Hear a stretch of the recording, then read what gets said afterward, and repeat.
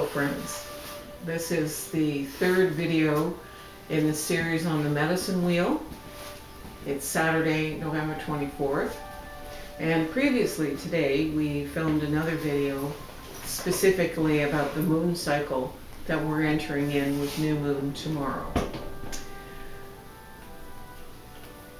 I received some questions from people about wanting to do simple rituals to focus their intentions and be prayerful and respectful of this time and really centered and focused. And so I thought I would talk about this medicine wheel teaching for today and segue into a simple ritual that we can do for the new moon tomorrow. So, without further ado, so tomorrow in the wee hours of November 15th, we enter into the 12th moon cycle. And some of this is a little bit of a repeat from this morning's video, but there are people who are just watching the medicine wheel. And a little repetition from a teacher's perspective always helps to cement the lesson. So, as we've talked about in times past, there are 13 moon cycles. We've had the change of season here just before the 11th moon cycle into autumn, and we're just about dead center on the west of the wheel. So this is the time of grizzly bear. It's the time of all bears, all Makwa go into hibernation at this point in the year. And we're focusing in on these last two moon cycles because when we walk the wheel, each moon cycle, as I mentioned in our last video, everybody is born under one of the moon cycles. And it's our community's usual expectation that we don't have to know everything about every moon cycle. We are to become masters and mistresses of our particular spot on the wheel. So I was born during the third moon cycle, so I know a lot about the aspects, the things I'm supposed to know. Why is that? Because when we come together as a community and celebrate, whether we're having a feast, whether it's the time of year that you were born in, we all contribute what we know about our part of the wheel.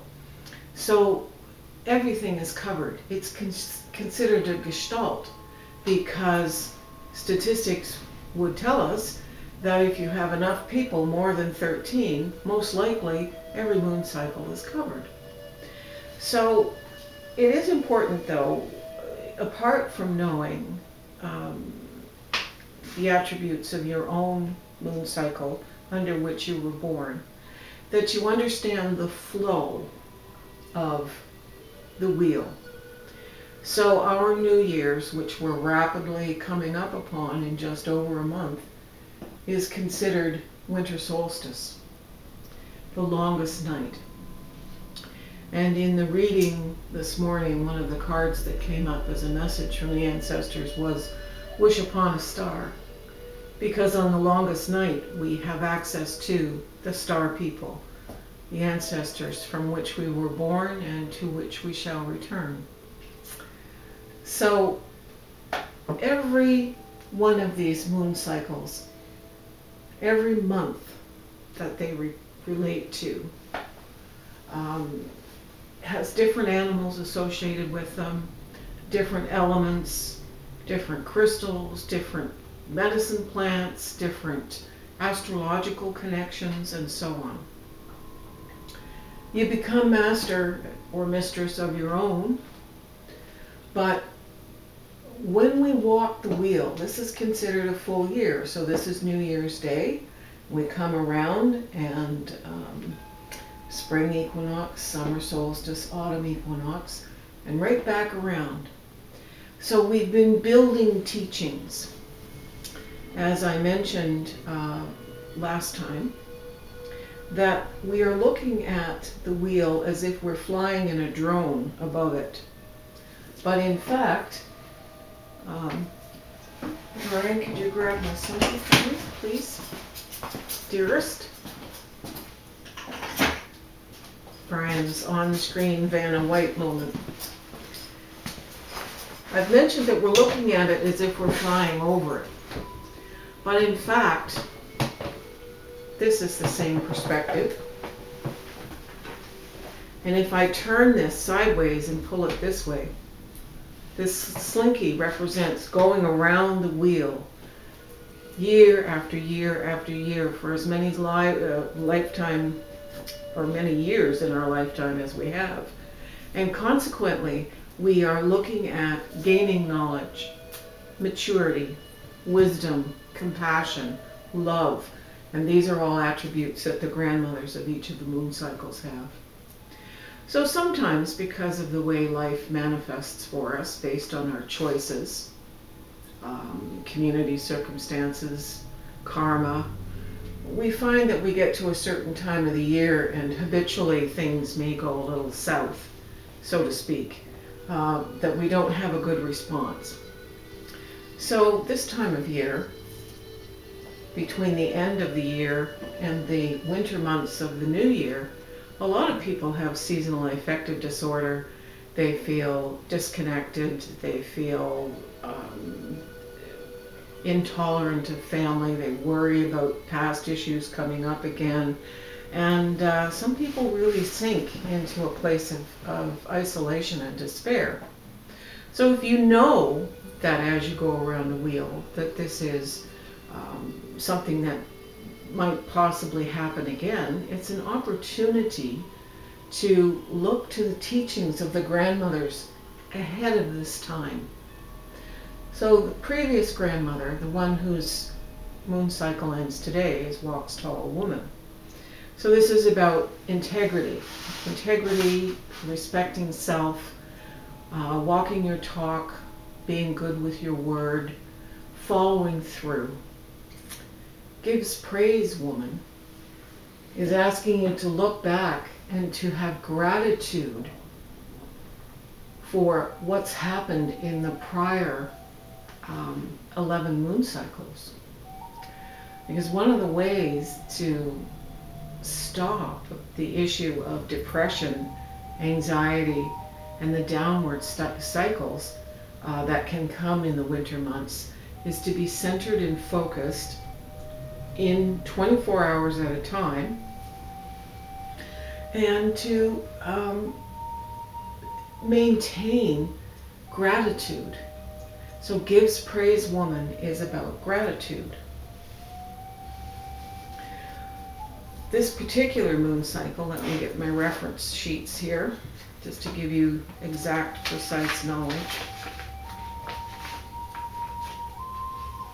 If you happen to have been born between the 23rd of October and the 19th of November, this is your moon cycle.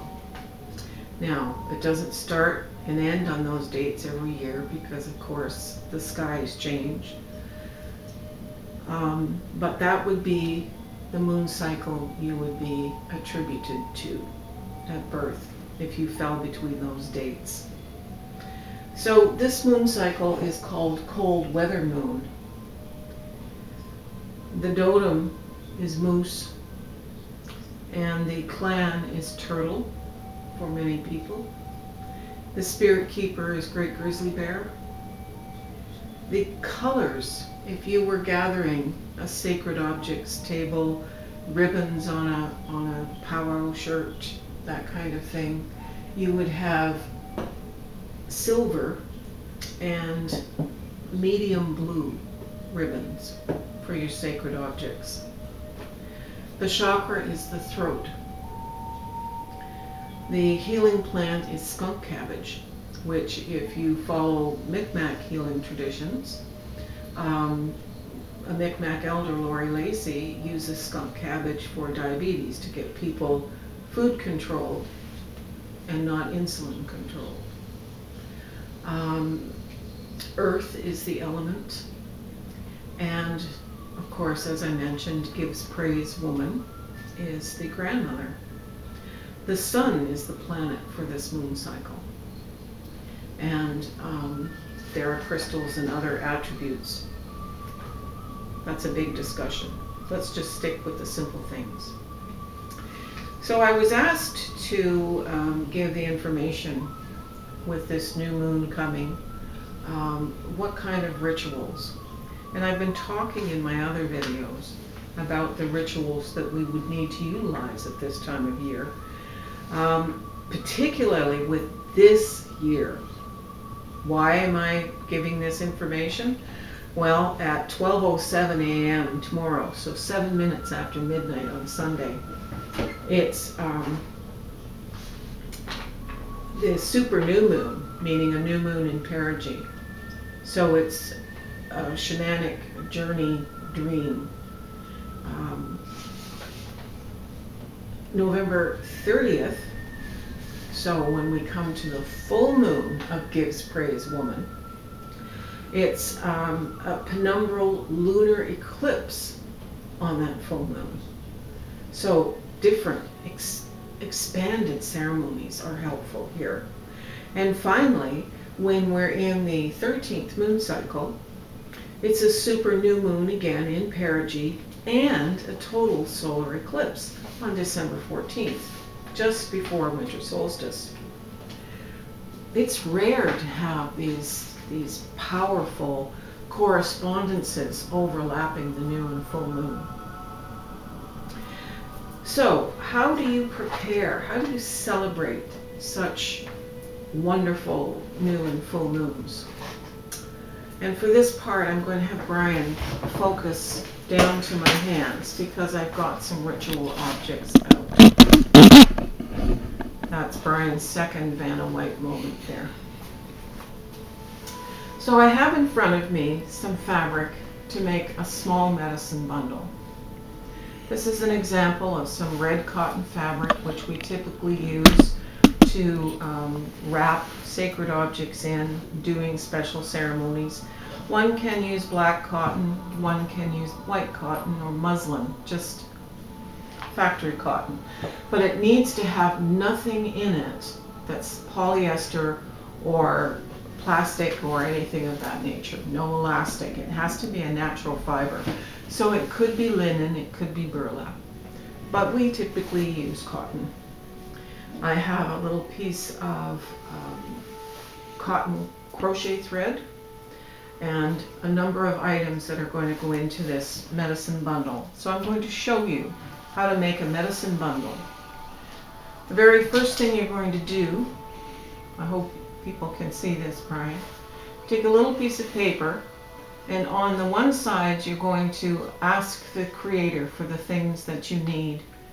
And on the reverse side, you're going to give thanks for the things you have received.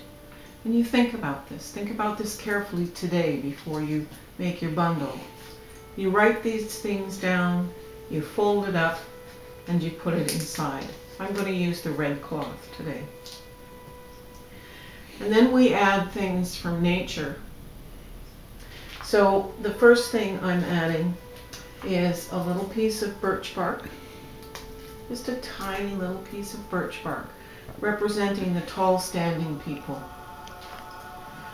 I'm adding a few straggly bits of sweetgrass that came off a braid that no longer could be lit, so I've saved it for ceremony. I'm putting in a couple of strands of wild rice, because that represents nourishing of the people. A little tiny piece of sage,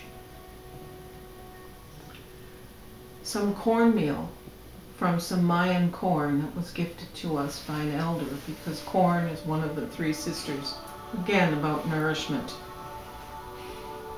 I'm adding in a piece of sacred tobacco, a leaf of sacred tobacco. And I'm adding in a little bit of hair from an animal that has left into their spirit walk. This happens to be rabbits. I used to raise rabbits, and when this rabbit passed, we shaved some of the hair. And there you go. The last thing I do is I add a piece of my own hair. Just a minute while I pull out a piece of hair. And now, I like to make little envelopes out of this. So I'm folding this up, folding this up, folding this up, and I'm using my bit of string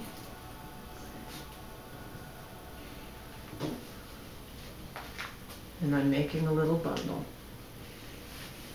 Now you could tie it like a hobo sack. I'm all awkward these days because of my rheumatoid arthritis.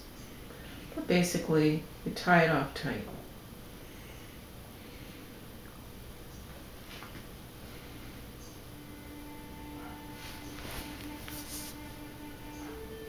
Being gentle with yourself.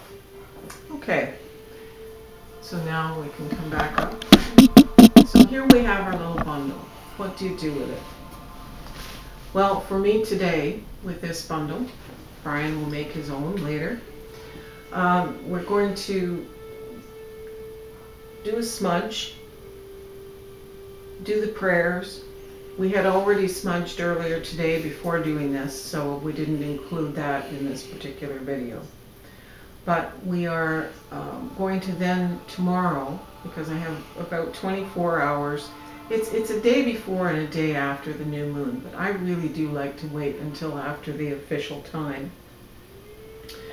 So sometime tomorrow we have a spot, the Osasani bone pits. We like to take these to. And I'm sure you have your own spot in sacred woods or on a property or whatever. All these things are going to be left in your sacred spot. You don't have to bury it. You could tie it to a fence. Everything in here is edible. It will return to the earth. But you're offering prayers. So by the time the next cycle that you would do a prayer bundle comes up, these things will have returned to the earth. So I hope this is helpful. You don't worry if it's raining or windy when you take it. You just take it out sometime in the 24 hours of the first day of that new moon. Now, I mentioned these spectacular dates of November 15th and then the end of the month and the middle of December with the next new and full moons. For me, I like to make my bundles on winter solstice, spring equinox, summer solstice, and autumn equinox. But because of these times with the pandemic, with the stress and tension people feel, it's something I'm ramping up now and doing new moons and full moons. Also the element, it's been Brian's birthday. You know, we have this time of the ancestors since last Halloween, and we did bundles on last Halloween. So it's important to honor this time and to ride that wave. Don't let the tsunami of emotions take you. Bring your intentions to give praise, woman. Give gratitude to Gives Praise, woman. And we'll continue with our journey on the medicine wheel in the next video. So, miigwech, Nyawen, blessings to all of you, and have a fabulous rest of this beautiful weekend. Aho.